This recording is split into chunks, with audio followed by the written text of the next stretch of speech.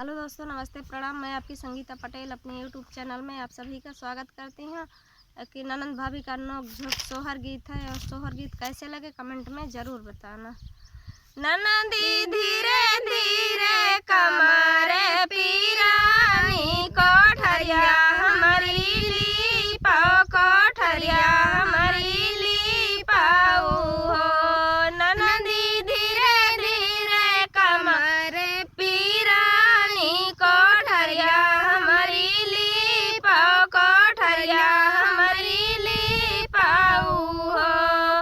एतनी बचन सुने ननदी भाभी से पूछे लागी, दा भाभी से पूछे लागी हो।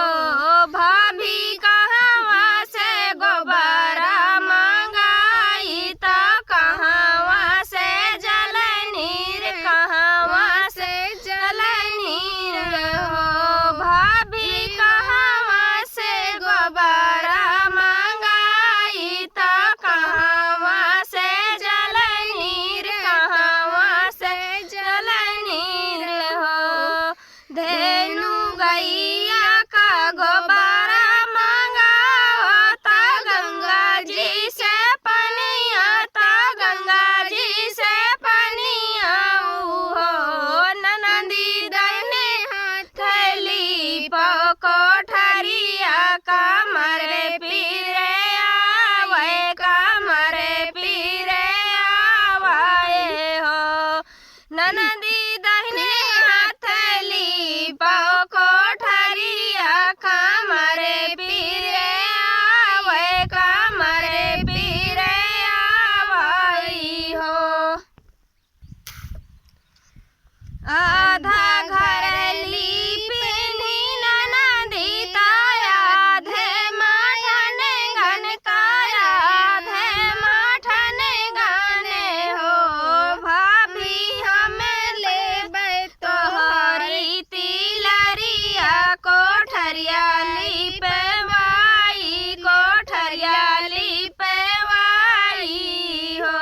भाभी हमें लेबै तोहरी तिलरिया, कोठरिया लिपवाई, कोठरिया लिपवाई हो। ननदी धीरे धीरे कमरे पीराई, कोठरिया हमारी ली पाओ, कोठरिया हमारी ली पाओ हो।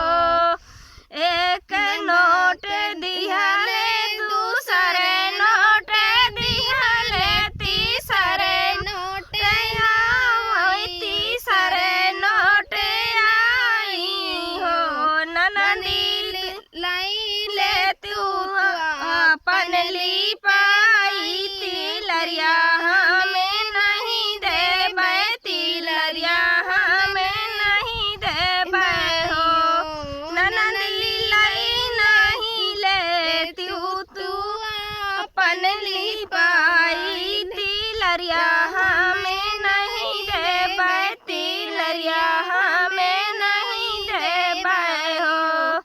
एतनी बचन सुने ननदी भैया लागे ठाढ़ी भाई, भैया लागे ठाढ़ी भाई हो। भैया चार महलिया के भीतर तिलरिया देवा वो, तिलरिया देवा हो। भैया चार महलिया के भीतर तिलरिया देवा वो, तिलरिया देवा हो। दुआरे से आवती भैया ता धना से यारज करे, धना से यारज करे हो। धना दई नहीं देती तिलरिया, तिलरिया बहिनी आवे, तिलरिया बहिना आवे हो। यतनी बचन सुने रानी बिरही बलिया वाले, बिरही बलिया वालाई हो। पी